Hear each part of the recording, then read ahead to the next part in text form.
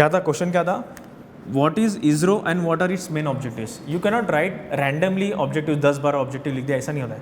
उसको कैटेगराइज करो, सबसे पहला कैटेगराइज करो, scientific development, defence security, communication, infra, and also देखो ज़्यादा objectives 3-4 categories is sufficient, and there is also social objective, जो भी होगा सोशल डेवलपमेंट।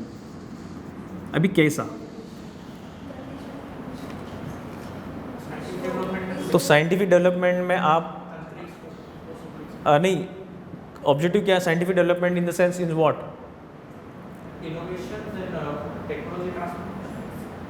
टेक्नोलॉजी ट्रांसफॉर्मेशन या अलग वर्ड्स है? Space exploration, correct.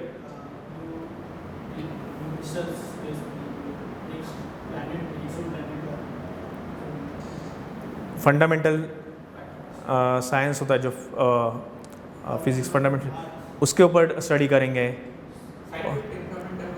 हाँ, फिर डिफेंस सिक्योरिटी में क्या करेंगे? नाविक, ठीक है, we are dependent on GPS, okay. Then defence security में यू आर सेल्फ सफिशिएंट, आपका सेल्फ सफिशिएंसी हो गया ना अभी, बिकॉज ऑफ विच क्या है इंडिया का जो गगन है क्या?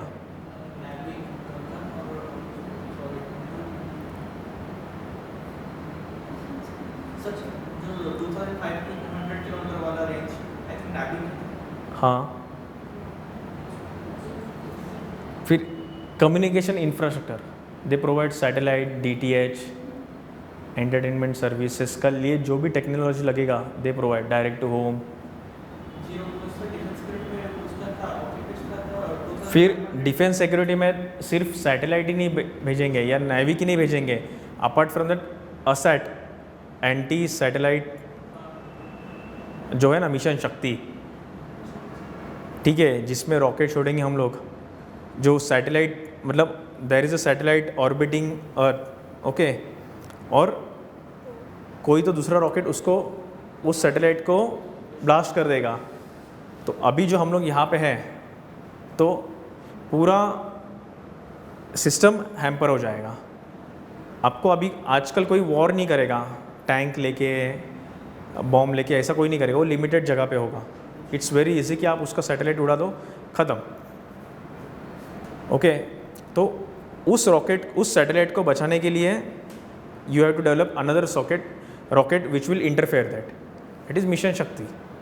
सो दिस इज एन ऑब्जेक्टिव। अभी सोशल डेवलपमेंट में क्या ऑब्जेक्टिव होगा?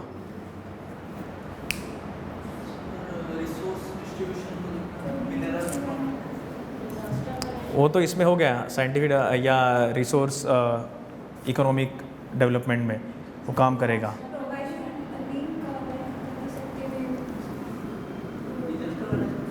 ठीक है, डिजास्टर मैनेजमेंट में हो सकता है, गुड, डिजास्टर मैनेजमेंट। लेकिन सोशल डेवलपमेंट में क्या है?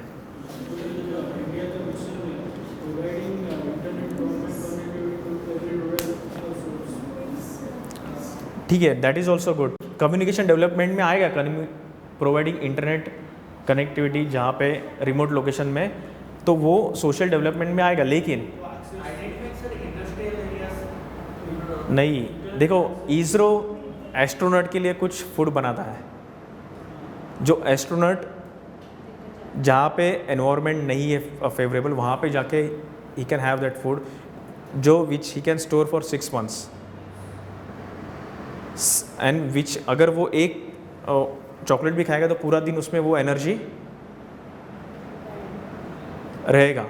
तो अगर वो food fortified food, if you are able to provide that fortified food in the malnutrition या मतलब वल्नरेबल एरियाज, फॉर एग्जांपल अगर कोल्हापुर, बोलांगीर, कालाहांडी में जाएंगे तो उस रीजन में माल न्यूट्रिशन का एक जो इशू है दैट इज़ वेरी सिग्निफिकेंट। तो अगर वहाँ पे अगर हम लोग ने इस फोर्टिफाइड फूड को जो हम लोग ने प्रोवाइड किया टेक्नोलॉजी को, आपको समझ में आया? अल्टीमेटली क्या होता है उससे? Sir there is a concept of iron rich rice, मतलब आयरन से उसको राइस को डिस्ट्रीब्यूट। यस, अगर उन्होंने एस्ट्रोनॉट को वेट कम करने के लिए कोई फैब्रिक बनाया, वो फैब्रिक हम लोग मतलब जनरल यूज भी कर सकते हैं उसका, ठीक है, समझ में आया? तो this is very important aspect. ये जो अगर आपने लिखा तो डेफिनेटली आपका वो answer, it's not perfect but it tends to become perfect. ये बंदा है, he needs to be in the service. Sir 45 है अभी ओडिशा में 112 मान लिया, and there is a pulse and there is rice for anaemic adolescent. Yes. Yes, देखो collaboration होता है साइंटिफिक डेवलपमेंट में। इसरो ने लेटेस्ट, अगर आपने करंट अफेयर्स में देखा होगा तो कुछ जैसा आईआईटी मद्रास या मद्रास इंस्टीट्यूट ऑफ टेक्नोलॉजी, उन्होंने कुछ नैनो सैटेलाइट्स भेजे हैं students of that in collaboration with ISRO.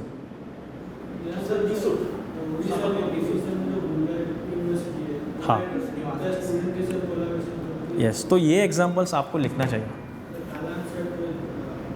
आपके सामने होता है पूरा information. The only thing is that you have to categorize it, ठीक है। This is the way of writing, मतलब this is beauty of answer writing.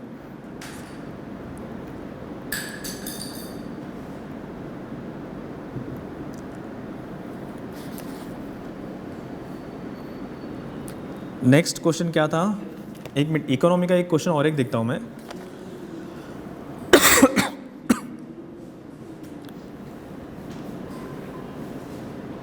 लेकिन बहुत ही मेहनत वाला है paper. You have to think lot, you have to write lot, you have to cover the paper first entire question. हाँ, इसके लिए आपका स्ट्रक्चर रेडी होना चाहिए आंसर में। You don't have to write everything. हाँ हाँ, see there is a one question number 7A,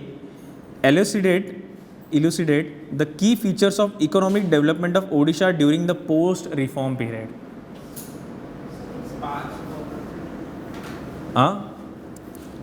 The key features of economic development of Odisha during the post reform period.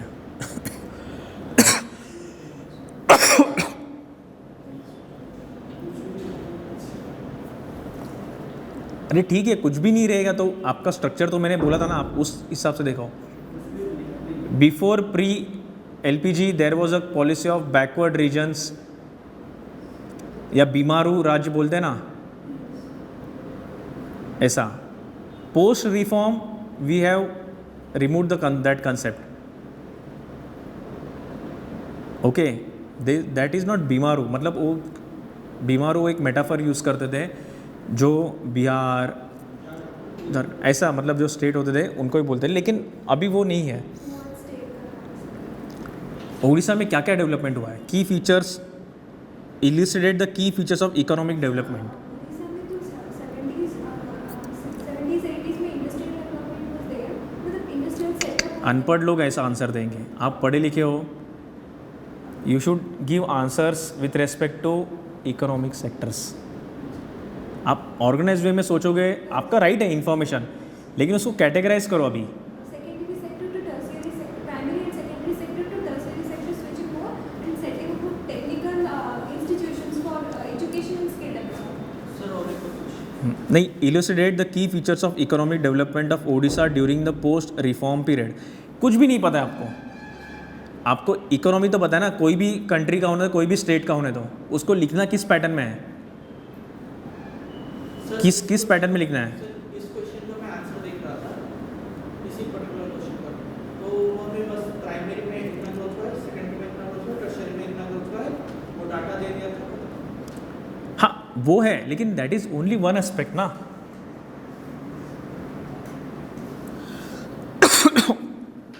आपको लिखना है प्राइमरी इकोनॉमिक, तो आप primary secondary tertiary, apart from that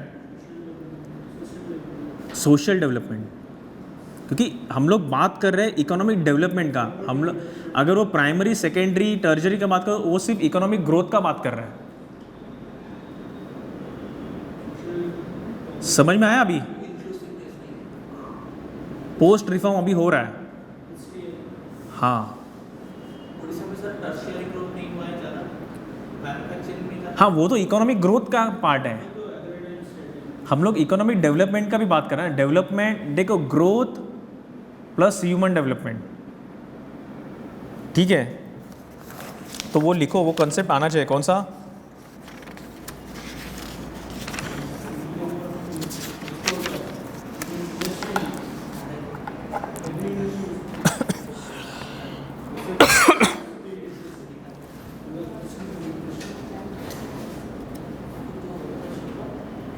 लिखो development, लिखो development. Development equals to growth. Growth को box करो।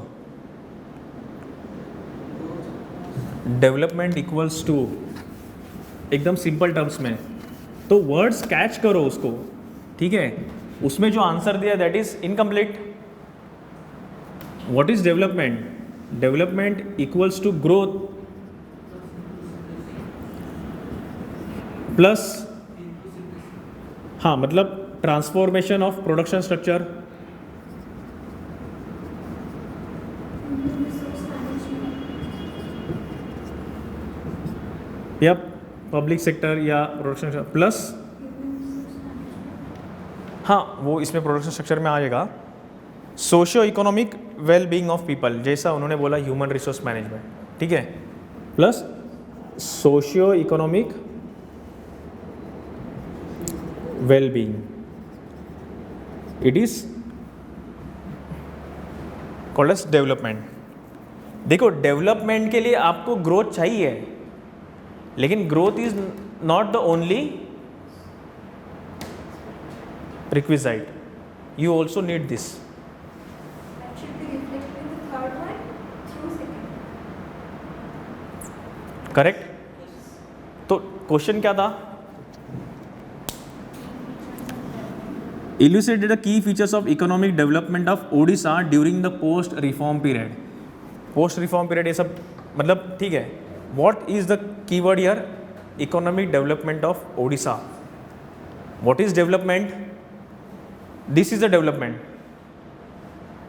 Okay, क्या ये हुआ है? डेफिनेटली हुआ है, लेकिन जो रेट से चाहिए वो नहीं हुआ है, ठीक है? तो ग्रोथ कहाँ हुआ है? ईस्टर्न सेक्टर में, मतलब माइनिंग। ठीक है, देखो करेक्ट। अभी देखो ग्रोथ हुआ है प्राइमरी सेकेंडरी टर्जरी इकोनॉमिक टर्म्स में, ग्रोथ हुआ है जोग्राफिकल टर्म्स में, ईस्टर्न सेक्शन में वेस्टर्न सेक्शन में नहीं हुआ है। अभी समझ रहे हो? ग्रोथ हुआ है। अभी देखो इसका ग्रोथ का भी आपने यहाँ पे, क्योंकि 15 मार्क का क्वेश्चन है तो इसको आपने खुद थोड़ा सा एडवांस में गए। Growth in terms of economic sectors, ठीक है? Growth in terms of area, geographical areas, क्योंकि डिस्पैरिटी हुआ ना। हाँ सर ये जो ग्राफ बन रहा है सर, मैक्सिमम आंसर पे भी वही हो रहा है। डेवलपमेंट लिखा, ग्रोथ ऐसे लिखे, और उस मतलब कोई वर्ड्स में नहीं लिखना हमने, बस ग्राफ ग्राफ ग्राफ ऐसे बनना। ऐसा नहीं होता है, ये स्ट्रक्चर है। आपको वन लाइन में स्टार्टिंग में इंट्रोडक्शन में लिखना आता है। Economic development means growth, it includes growth plus transformation of production sector along with social wellbeing of society. Sir वैसे ही मास्टर्स में भी हो रहा था, सिर्फ इंट्रो और कंक्लूजन में ही वर्ड्स में लिखा होता है, बाकी हर जगह काम चलता है। हाँ पॉइंट्स में, क्योंकि उतना टाइम नहीं होता है आपके पास, आपको बहुत सारे क्वेश्चन अटेम्प्ट करने हैं ना, लेकिन पॉइंट्स में मतलब आप सिर्फ इतना नहीं लिख सकते हैं, थोड़ा सा एक्सप्लेनेशन भी करना होता है वन लाइन में। समझ में आया? ये मैं स्ट्रक्चर बता रहा हूँ सिर्फ।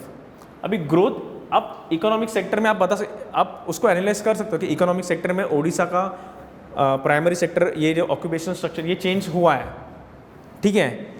एरिया वाइज भी चेंज हुआ है। Economic geographically east is more develop than west, ठीक है? अभी उसको आप और डेमोग्राफिकली भी लिख सकते हो, ठीक है, लेकिन इतना नहीं है, इसको और देखो, ये एक आप एक्सप्लेन कर सकते हो, production and occupation structure. Social wellbeing आपको एक्सप्लेन करना है कि बहुत सारे जो डिस्ट्रिक्ट्स थे विच वेयर बैकवर्ड रीजन्स, ओके, उसको किस तरह से हम लोग ने वहाँ पे इश्यूज़ क्या क्या थे, माल न्यूट्रिशन था, अनएम्प्लॉयमेंट था, पॉवर्टी था, उसको हम लोग ने रिड्यूस किया है। ये तो आपने इल्यूसिडेट मतलब आपने दिखा दिया, लेकिन आपको इसको एनालाइज भी करना है कि in spite of having this yet there is disparity, east west में डिस्पैरिटी हो गया, करेक्ट? समझ रहा? जब इल्यूसिडेट मतलब क्या, आपको पिक्चर सामने दिखाना है, you cannot show only the one side ना। तो ये डिस्पैरिटी हुआ, फिर यहाँ पे still it is on the lower scale of SDI, still in spite of having this development, वहाँ पे क्या है उड़ीसा से बहुत लोग माइग्रेट करते हैं, नीति आयोग के रिपोर्ट में है, ओके। तो इसको कम करने के लिए वे फॉरवर्ड, वे फॉरवर्ड क्या है? माइनिंग में आप ठीक है कर सकते हो। देखो एक एग्जांपल मैं देता हूँ, एक एग्जांपल, बाकी के एग्जांपल आपको ये आंसर लिखना है आपको, ठीक है, फिर मैं मॉडल आंसर दूंगा। You have to write this answer, I will give you model answer no doubt, लेकिन देखो एक एग्जांपल देता हूँ वे फॉरवर्ड में। ये सुना है, bringing green revolution to eastern India. अगर वेस्ट इंडिया में डेवलपमेंट हुआ है बिकॉज ऑफ ग्रीन रेवोल्यूशन, तो because of green revolution eastern India में भी डेवलप करेंगे। तो Odisha is one of the important state of that region. होने दो ना, उसके अच्छे पॉइंट्स हम लोग यहाँ पे ये करेंगे। एक चीज़ का डीमेरिट से इसकी वजह से हम लोग उसको इग्नोर नहीं कर सकते, हम लोग उसमें से कुछ सीख लेंगे और जो उसका वहाँ पे डिसएडवांटेज था उसको सप्रेस करके हम लोग यहाँ पे उसको इफेक्टिवली इम्प्लीमेंट करेंगे ना।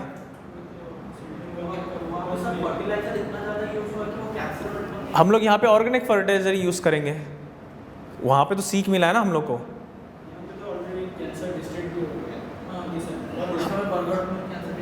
किसमें? हाँ हाँ हाँ, तो उसको रेक्टिफाई करना है हमको। अगर यहाँ पे इकोनॉमिक ग्रोथ हो गया हम लोग को प्राइमरी सेक्टर में, प्रोडक्टिविटी बढ़ गई, लेकिन उसका डीमेरिट क्या है? सोशल वेलबींग नहीं है, तो दिस इज डिसएडवांटेजेस। तो हम लोग को वहाँ पे नया पॉलिसी लाना पड़ेगा। तो ये वे फॉरवर्ड में होता है, करेक्ट।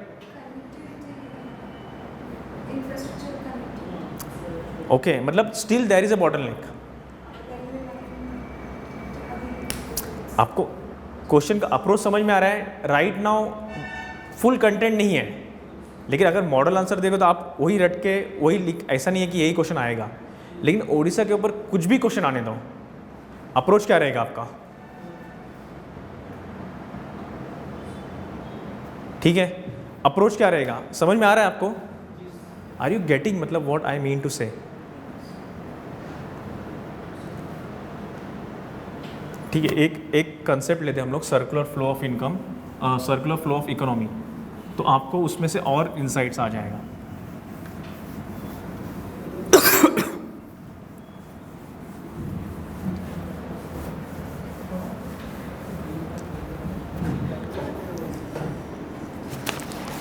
कितना बजे स्टार्ट किया था? 2 बजने का है ना? ठीक है, आई विल टीच दिस, फिर रेस्ट ऑफ द टॉपिक्स हम लोग बाद में भी करेंगे। मुझे आपको HDI भी पढ़ाना है, ह्यूमन डेवलपमेंट इंडेक्स पढ़ाना है, मल्टी डायमेंशनल पॉवर्टी इंडेक्स पढ़ाना है, ठीक है, फिर एक basic structure of Indian economy पढ़ाऊँगा, ठीक है। उससे आपको एक इंसाइट्स आ जाएगा, what is social banking, social sector, inclusive growth क्या है, सस्टेनेबल डेवलपमेंट ग्रोथ क्या है। ये जब कंसेप्ट होगा ना, तब आपको प्रॉपर समझ में आएगा कि व्हाट इज़ मतलब what exactly is Indian economy, ये जो अलग अलग पॉलिसीज़ क्या कर रहे हैं। ओके, एंड मीनवाइल देखो पूरा इकोनॉमी तो अभी नहीं पढ़ा सकता, तो जो आपने पढ़ा है उसको लिंक करना है इस कंसेप्ट में, अभी आप बैंकिंग पढ़ोगे ना, नहीं मेरे पास है सिलेबस कॉपी आपका, जस्ट मैं चलो, this is one of the important concept, कौन सा? सर्कुलर फ्लो ऑफ, ये आपने पढ़ा भी होगा, लेकिन इसको इनकम ना, लेकिन उसको इम्प्लीमेंट कैसा करते हैं आंसर में, that is very important.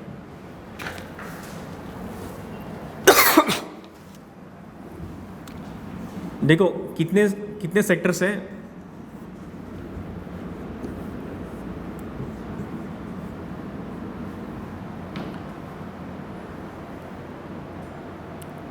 Four important sectors. अगर आपने किसने यस बोला था? यस सर, पढ़ा था CFI हम लोग ने। देखो first is production sector, production sector, okay, factors of production, ठीक है। Then this is government sector या पब्लिक सेक्टर, लेकिन गवर्नमेंट सेक्टर, ठीक है, ओके। इसमें होगा centre, state, local bodies, okay. Then comes household sector, house hold,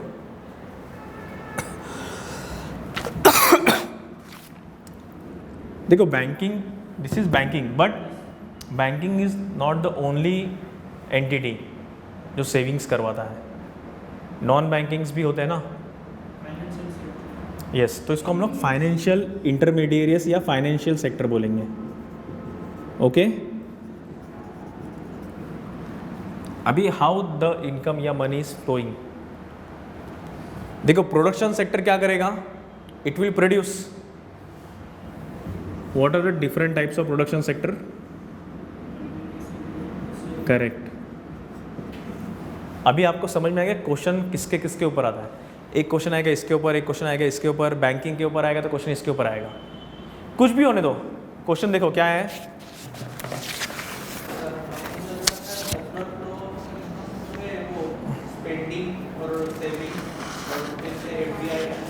correct. एक minute मैं आपको एक ये बता रहा हूँ,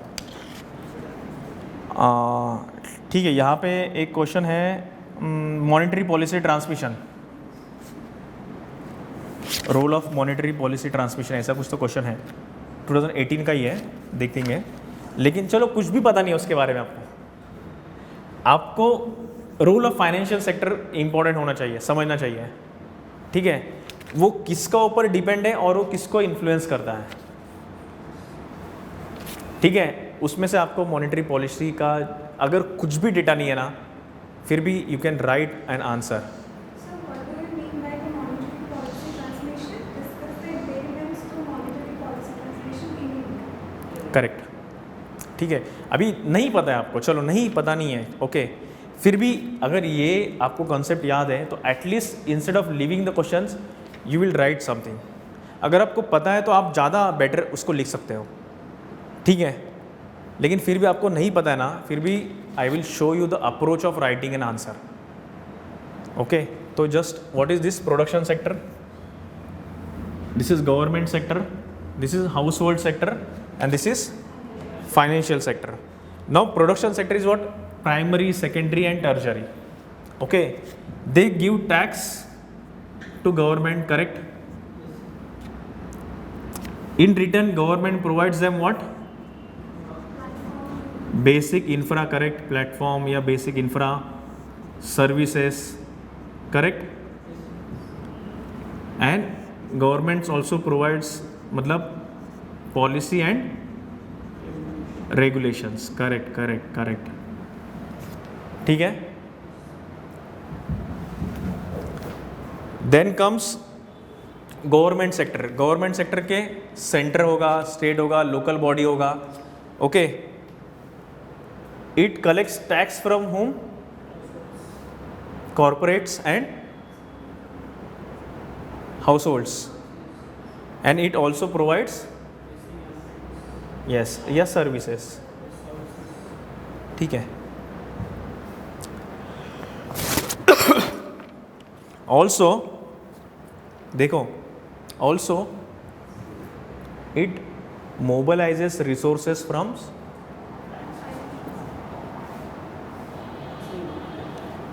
ऐसा नहीं दिखा सकता ना मैं।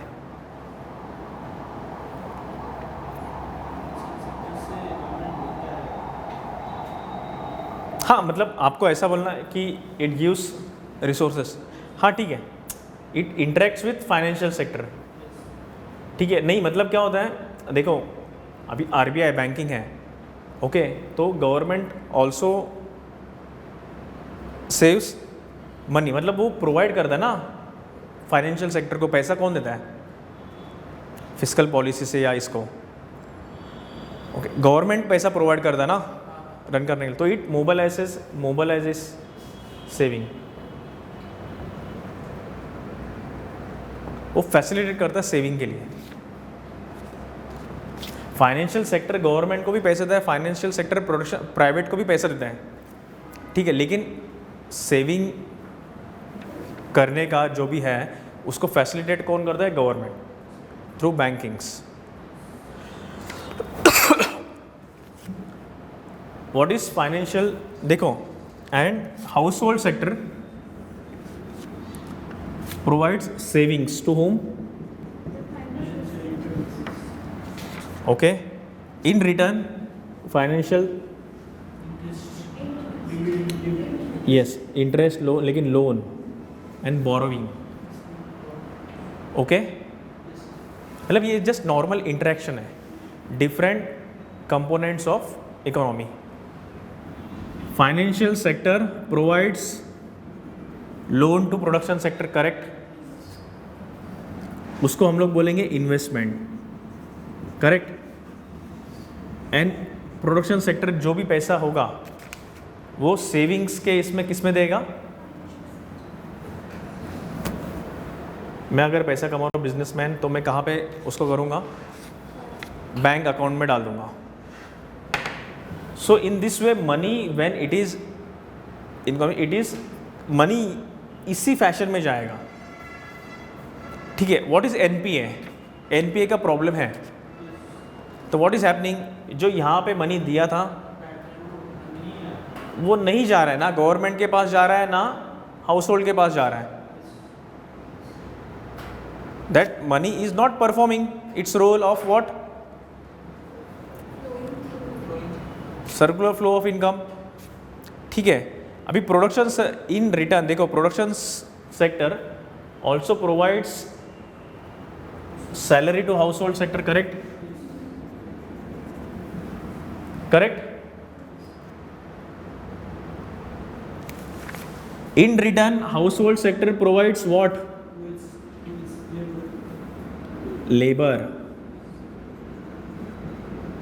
skilled labor, ठीक है, skills, okay, या human resource. Also, household sector also provides the main and important aspect, demand for goods and services. Demand for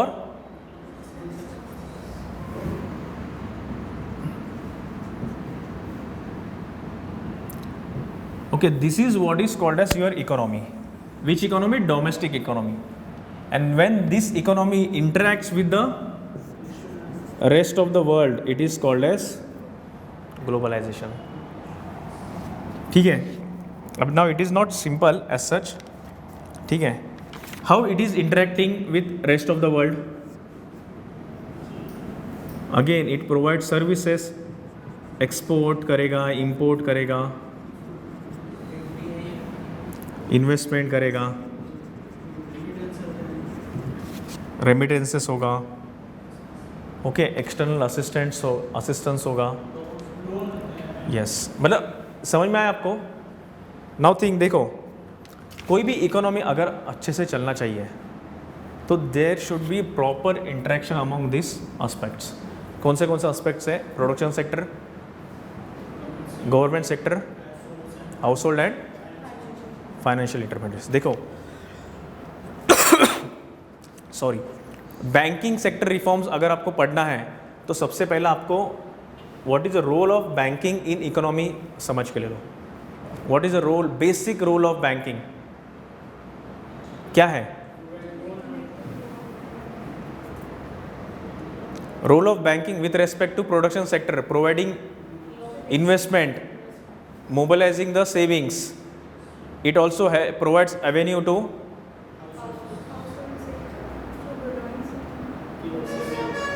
it helps to mobilize resources, financial resources to government. ठीक है ऐसा करो. Okay, both ways. ठीक है. अभी reforms मतलब क्या, इसका फंक्शन में तो रिफॉर्म्स आएगा ना, इसका इंटरेक्शन विद गवर्नमेंट, उसका रिफॉर्म्स आएगा. अभी the monetary policy which is done by RBI, it is not performing well. Role of monetary policy is what? To reduce the inflation.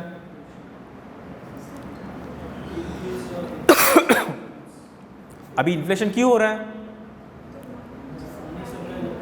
Demand supply imbalance होता है. और inflation मतलब क्या? Price rise हुआ goods and service का. क्यों होता है? क्योंकि डिमांड सप्लाई मिसमैच है, या प्रोडक्शन कॉस्ट बढ़ गया. हाँ, मनी सप्लाई ज़्यादा हो गया. ठीक है. अभी उसको ये कैसे टैकल करेगा?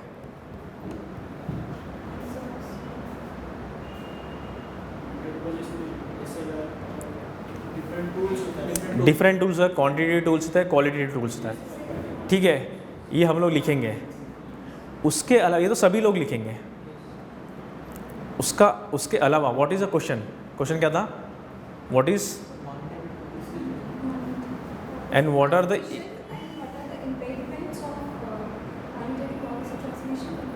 हाँ, कि उसको हैम्पर कौन कर रहा है, बॉटलनेक क्या है? मॉनेटरी का जो भी मॉनेटरी पॉलिसी होता है वो मतलब RBI सोचता एक, लेकिन होता ही नहीं है. It always fails to achieve the target. समझ में आ रहा है? तो what are the factors which controls monetary policy and what are the factors which impact monetary policy but which do not control. अभी देखो, ये डिमांड है, हाउस होल्ड सेक्टर डिमांड करेगा. कॉम्पिटिटिव प्लूरलिज्म जो बैंक में होता है, उसी की वजह से वहाँ पे रेट कट होने के बाद भी यहाँ तक वो फायदा नहीं पहुँच पा रहा है. क्यों नहीं पहुंच पा रहा है? कॉम्पिटिटिव प्लूरलिज्म मतलब ये 8% रखा है तो वो 7% वो एक ही एस्पेक्ट हो गया. और हर एक बैंक पे जाके आप ये रेगुलेट नहीं कर सकते. नहीं, कितने लोग, कितने household are having a direct, मतलब कितने लोग हैं जिनको बैंकिंग एक्सेस ही नहीं है? अभी आपका FD है बैंक में, आपका है, मेरा FD नहीं है फॉर एग्जांपल. ठीक है, तो मुझे इम्पैक्ट ही नहीं करेगा. नहीं, वो क्या सेविंग रेट दे रहा है, क्या दे रहा है, ठीक है, आई एम नॉट कंसर्न. तो मतलब if you have the access to banking, क्योंकि बहुत इतने सारे पॉपुलेशन में बहुत लिमिटेड नंबर ऑफ पब्लिक ही बैंकिंग सर्विस में they have access to banking service. तो RBI कुछ भी करेगा तो सिर्फ लिमिटेड लोग ही उससे इम्पैक्ट हो गए, नॉट होल पॉपुलेशन. लेकिन डिमांड तो कौन करेगा? डिमांड तो कौन करेगा? Whole population. तो डिमांड सप्लाई मिसमैच तो होगा ही. गुड्स एंड सर्विसेज का मिसमैच तो होगा ही ना. तो that is not the only role of RBI. There are factors which are beyond the control of RBI. That is one of the factors which impedes the transmission of monetary policy. जो RBI का जो सोचा था उन्होंने, उसकी वजह से नहीं हुआ. हाँ, ठीक है, समझ में आ रहा है आपको? तो उसके लिए क्या करना होगा? नहीं, वो तो है.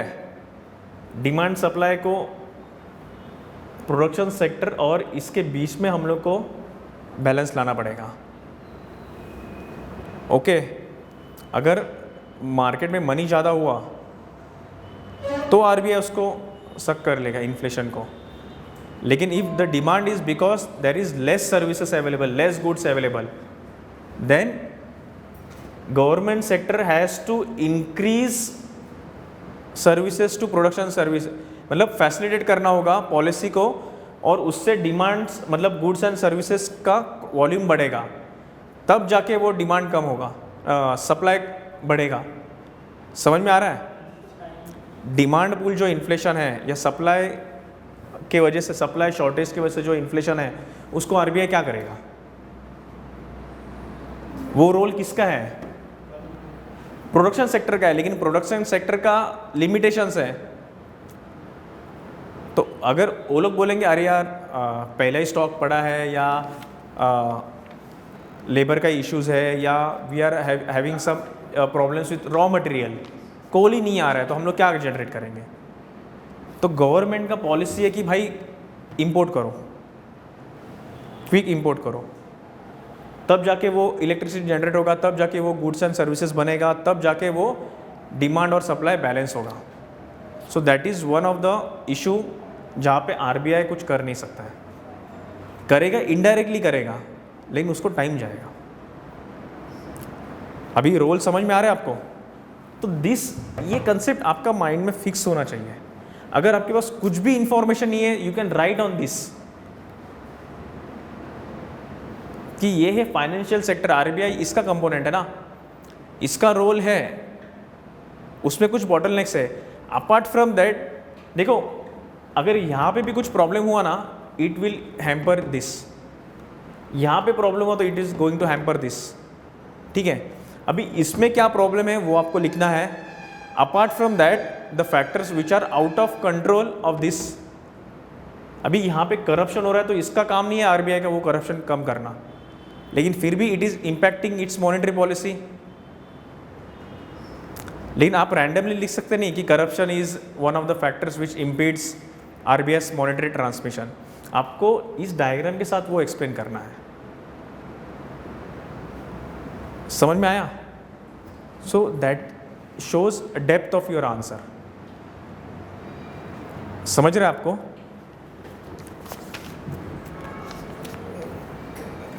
तो देखो, any question, if there is any question with respect to employment, labour reforms, skill development, startup,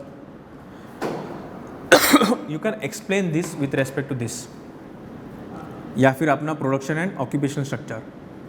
her answer में अगर आप प्रोडक्शन ऑक्यूपेशन लिखने हैं तो वो लोग बोले इसको भाई एक ही चीज़ आता है। ठीक है, तो you have to have different dimensions. एक ही आंसर में सब नहीं लिखना होता है, थोड़ा इन्फॉर्मेशन लिखना होता है। कोई दो आंसर में you can use this concept, another concept you can use in another answer. आपको समझ में आया मैं क्या बोल रहा हूँ? अगर एक ही इसमें लिखोगे और बार बार वो लिखोगे तो उसको बोलेगा अरे ये तो चतुर, ओके एक ही चीज़ रट के आया है। ओके, इसके लिए देखो, earlier there used to be pattern जहाँ पे 60 मार्क्स के लिए 30 मार्क्स के लिए एक क्वेश्चन होता था, आप लिखो।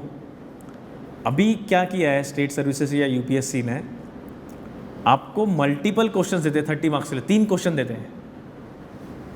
दैट मीन्स आपका different concepts, different dimensions cover है क्या नहीं। अगर आप एक ही कंसेप्ट को तीनों इसमें लिखेंगे ना, उसको बोलेगा इसको लिमिटेड ही चीज़ पता है। ओके, समझ में आया? पहले ऐसा होता था कि चाहे लिमिटेड हो लेकिन आप उसको डेप्थ में लिखते थे। अभी आपको प्लानिंग के ऊपर एक 10 मार्क का लिखना है, इमीडिएटली आपको इंडस्ट्रियल पॉलिसी के ऊपर एक लिखना है, इमीडिएटली आपको इंक्लूसिव डेवलपमेंट के ऊपर एक लिखना है। तो देखो डायमेंशंस चेंज हो रहा है, आप you are not given a time to settle, and that is a demand of new administration. Developmental administration है ना अभी, दैट इज टूडेज डिमांड। उसके लिए आपको रेडी हो क्या नहीं वो देखेगा। तो उसमें आपका ईच एंड एवरी आंसर मतलब फैक्ट्स नहीं चेक करेगा, मेन फैक्ट्स चेक करेगा, लेकिन आपका अप्रोच सही है क्या नहीं देखेंगे। आपके पास नॉलेज नहीं है, आपको ट्रेनिंग दिएगा, आपको नॉलेज मिलेगा, लेकिन आपका एटीट्यूड है क्या उस सर्विस के लिए, वो इम्पॉर्टेंट, वो आपका आंसर से रिफ्लेक्ट भी होगा। लेकिन उसको आपको मेहनत करना पड़ेगा, दिन में कम से कम 4-5 आंसर लिखना होगा। ओके, लिखेंगे हम लोग, लिखेंगे, डोंट वरी। देखो एकदम सिंपल बोलूँगा, एकदम सिंपल, स्किल डेवलपमेंट के लिए ऊपर आ जाना, कुछ भी होने दो। Who provide skill labour to production sector? तो स्किल डेवलपमेंट के ऊपर कोई भी क्वेश्चन आने दो, आपको इसके कंपेयर में आप बता सकते हो उसका एडवांटेज क्या है स्किल डेवलपमेंट का। देखो स्किल डेवलपमेंट की वजह से high quality of human resources provided to production sector, उससे क्या होगा, सर्विसेज बढ़ेगी। जब सर्विसेज बढ़ेगा तो अल्टीमेटली टैक्स किसको बढ़ेगा, गवर्नमेंट वो किस में इन्वेस्ट करेगा,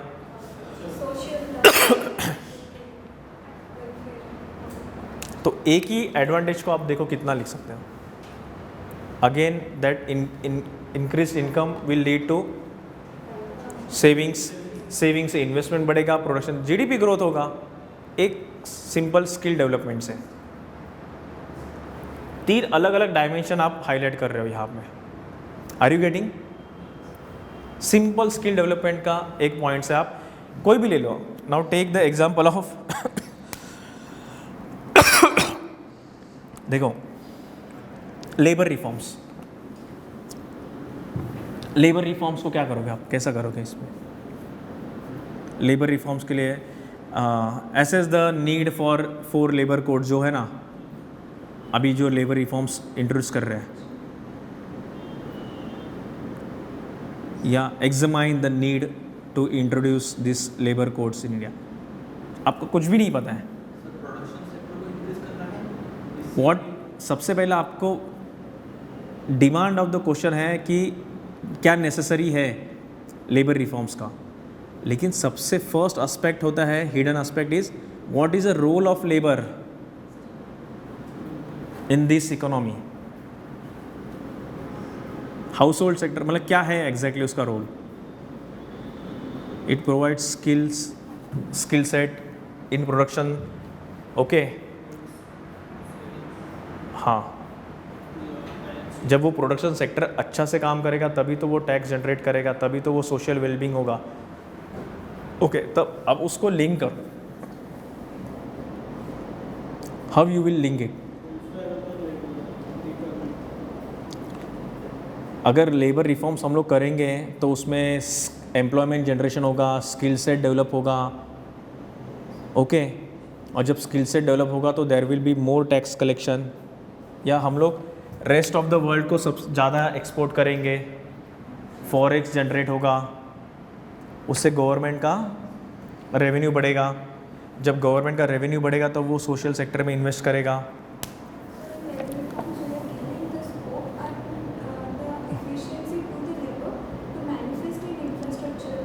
यस, और जब करेक्ट, जब गवर्नमेंट का टैक्स कलेक्शन बढ़ेगा तो वो क्या करेगा, सोशल स्फीयर में इन्वेस्ट करेगा। Also it will increase the quality of services to production sector, और उसको ही हम लोग नए टर्म्स में बोलते हैं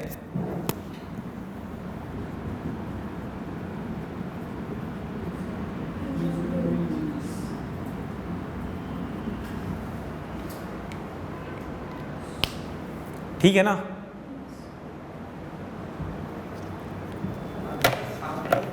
हाँ,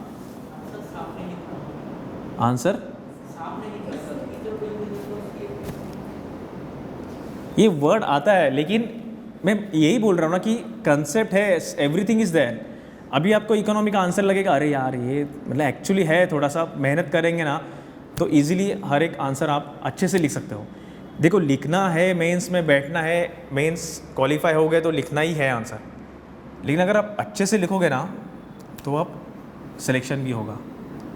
sitting and writing is not a aim, a purpose of you being there. Writing a good answer in order to fetch good marks, that is your purpose. Our role is here to make this process simple for you. तो जल्दी से आप उसको grasp करो, और मतलब यही concept है। ये कंसेप्ट देखो, ये NCERT वाला ही कंसेप्ट है, ये कंसेप्ट कहीं बाहर से नहीं लिया है, कोई रेफरेंस बुक से नहीं लिया है, नॉर्मल कंसेप्ट है, स्टेट बोर्ड में भी ये कंसेप्ट है। The only thing is how to utilise this concept. Okay, we will take leave for today. ऐसा हाँ नहीं, सैचुरेशन होता है, लेकिन कैसा है, आप इस स्टेज में हो प्रिपरेशन के लिए, that you should have more stamina, ऐसा ठीक है। आपको समझ में आया मैंने क्या बताया आज मैंने सिर्फ बेसिक ही बताया। मुझे सर ने बोला था उनसे आंसर लिखवा के लेना, मैं बोला sir I will try through my approach. क्योंकि इकोनॉमी का ऐसा है कि अगर कंसेप्ट क्लियर नहीं है ना तो आप आंसर लिखोगे लेकिन एवरेज आंसर होगा, 4 मार्क्स मिलेगा 10 में से 3 मार्क्स, या आपको 5 या 6 मार्क्स लाने हैं।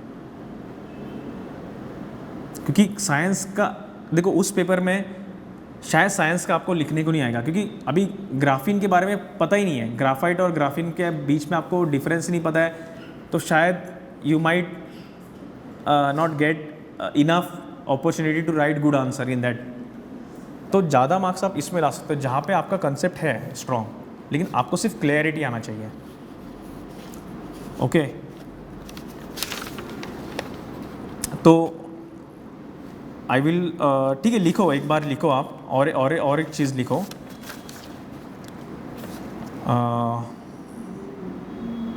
Problems and threat to CFI, इतना लिखो लास्ट, फिर we will stop.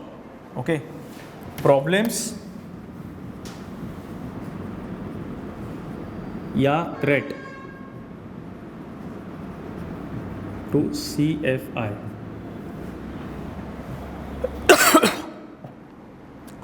There are 2 categories of problems. This is very very very important. Some are, जैसा मैं ज्योग्राफी का टर्म यूज़ करता हूँ, endogenetic and exogenetic.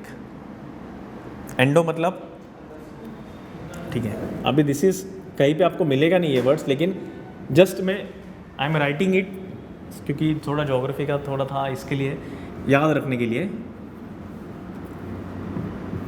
This is the problems या bottlenecks which is from within the which is internal to the domestic economy, और ये exogenetic external factors.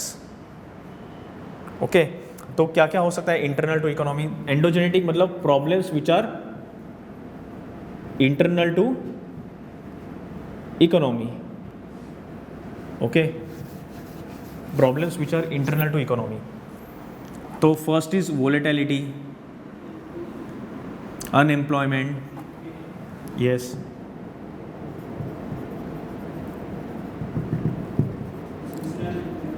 Unemployment, poverty,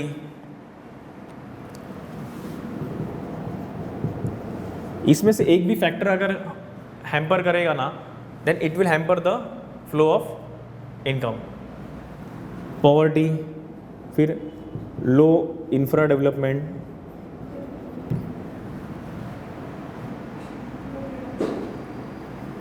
high fiscal deficit,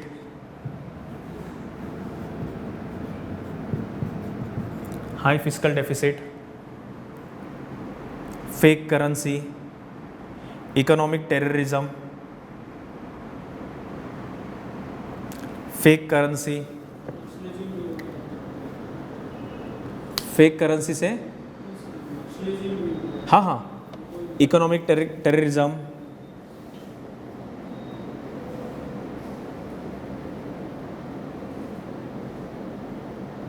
ठीक है। Exogenetic मतलब the factors which are not directly related to our economy. For example political में क्या होगा? Political instability. अभी economy sense में India Pakistan should have good economic relationships, okay, लेकिन the political scenario between this 2 countries, it is hampering India's interaction with Pakistan economy. Low cooperation between, देखो political में एक है, देखो यहाँ पे लिखो पॉलिटिकल, एक्सोजेनेटिक फैक्टर मतलब which are external to economy.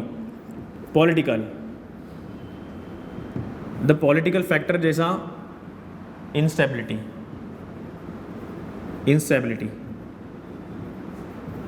There is also a problem between federalism, problem between center and state.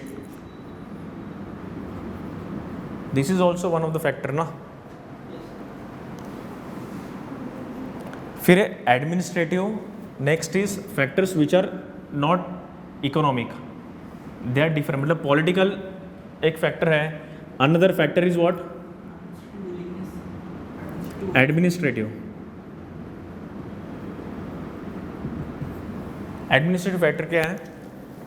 Governance deficit.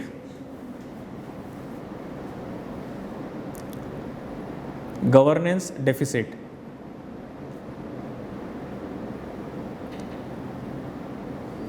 Low art. Low art मतलब ART मतलब अकाउंटेबिलिटी कम है, रेस्पॉन्सिवनेस कम है और ट्रांसपेरेंसी कम है. फिर black money is another factor. Okay,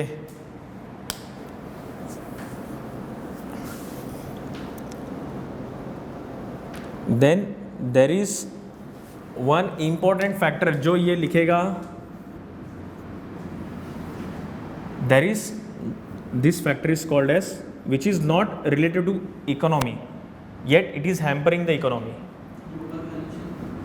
Global threats, climate change, global warming, disaster,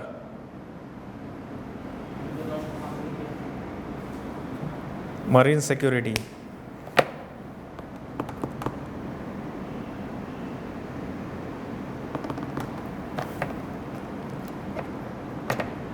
endogenic में एक चीज़ मैं भूल गया. देखो, it is internal to economy, economic, and this is non economic, political, administrative, global threats. इसमें one of the important factor to CFI is also what, rest of the world. कैसा? Protectionism है ना, protectionism, non tariff barriers,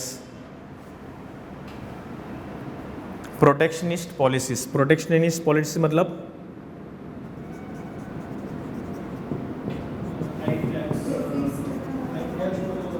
yes, duty increase करो, phyto sanitary measures.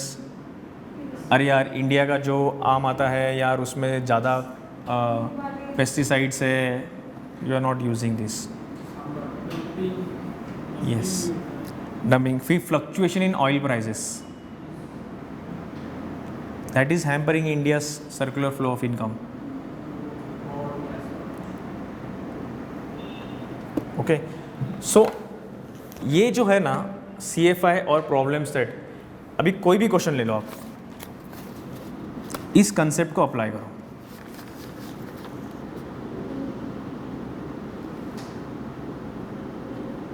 India trade, देखो 2019 में there is a question on India USA trade issues.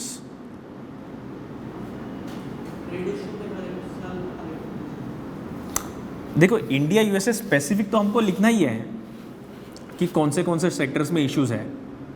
Steel sector में, solar, मतलब जैसे देखो अभी इकोनॉमिक्स इश्यूज कौन से सेक्टर में आप रैंडमली लिख नहीं सकते. क्या एग्रीकल्चर सब्सिडीज़ के लिए हमें उसको सेग्रीगेट करना है, किस में? वेरी गुड,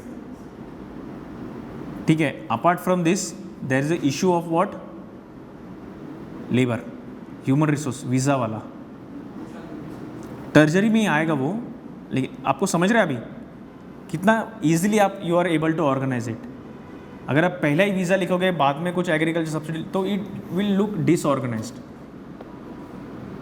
अब सेक्टर वाइज लिखोगे ना, तो आपको इन्फॉर्मेशन आपके माइंड से भी इजीली पेपर में फ्लो होगा. रैंडमली नहीं लिखना होता है. गेटिंग? तो इंडिया USA ट्रेड इश्यूज, आप issues with respect to primary sector, with respect to production sector, primary secondary sector, जो स्टील इंपोर्ट ड्यूटी था उसके ऊपर, या सोलर पैनल्स जो वहाँ से हम लोग इंपोर्ट कर रहे थे, कुछ प्रोडक्शंस, कुछ इश्यूज था कि हम लोग ने कुछ प्रोजेक्ट्स में ऐसा कुछ प्रोविजंस था कि we will use solar panels which are products in, हाँ हाँ, तो WTO और इंडिया का जो इश्यूज़ है ना, वो हम लोग को भी लिखना है यहाँ पे। और 26 का इशू है, और 26 लेके पूरा इसका इशू हाँ हाँ, है, 2 से लेकिन वो कैटेगराइज में आना चाहिए। समझ में आया? अभी देखो, there is another question, IMF's assistance to India, ठीक है, WTO and sovereign rights of countries. एक है मॉनेटरी, ठीक है।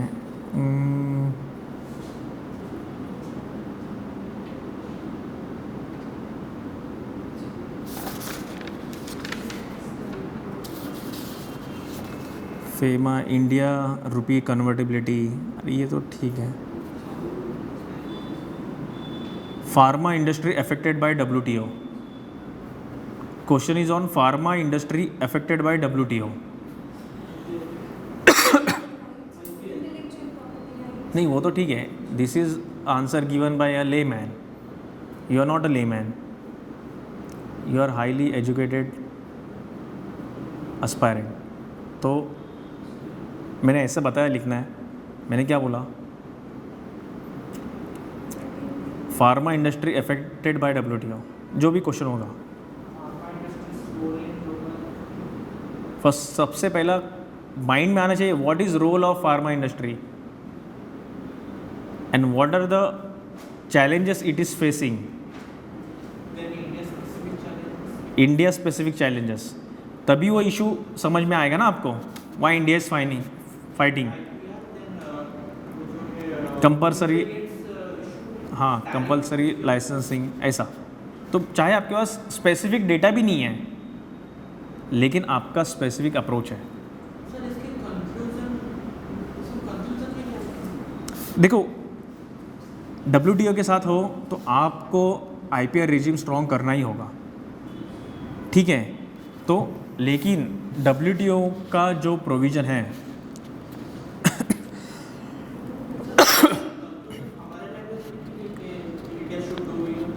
इंडिया शुड नहीं, फॉर देखो मॉडर्न इकोनॉमी है, 21st century economy, it is knowledge driven economy, okay, it is knowledge driven economy and IPR regime है, it is a tool, okay, it is a tool through which this modern knowledge economy will run, okay. तो आप हम लोग का जो loopholes है IPR regime का, वो हम लोग को स्ट्रेंथन करना है, Like we did for traditional products. करेक्ट। However, we have to also facilitate जो फॉरेन टेक्नोलॉजी है उनका, we also have to provide them security. जो बायो प्रोस्पेक्टिंग होता है और बायो पायरेसी होता है, तो we have to suppress bio piracy and we have to support bio prospecting. Prospecting मतलब you have to take permission, legally आप उसको यूज़ करो परमिशन लेके, हाँ। और फार्मास्यूटिकल इंडस्ट्री में इंडिया ने वो स्टांस लेना ही चाहिए, क्योंकि India is a developing country.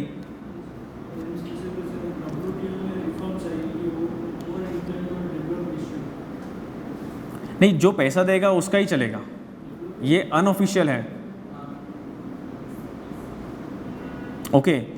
लेकिन वो पुश होता रहेगा, उसको 10-15 साल भी जाएंगे और, ओके। तो आप देखो, द थिंग इज़ दैट हम लोग ने आज सिर्फ एक ब्रॉड अंडरस्टैंडिंग किया है, we are not yet started, मतलब स्पेसिफिक बैंकिंग का आंसर कैसा लिखते हैं, स्किल का आंसर कैसा लिखेंगे, ठीक है। ये मैंने आपको एज सच डेप्थ में नहीं बताया, क्योंकि मुझे उसके लिए आपको कंसेप्ट भी एक्सप्लेन करना होगा, ठीक है। लेकिन this is the basic general understanding. अभी आई विल नेक्स्ट लेक्चर में मैं थोड़ा इंक्लूसिव डेवलपमेंट के ऊपर, सस्टेनेबल डेवलपमेंट के ऊपर थोड़ा बताऊंगा, तो उससे क्या होगा, आपको एक जनरल आइडिया आ जाएगा, थीम्स किसके किसके ऊपर आता है।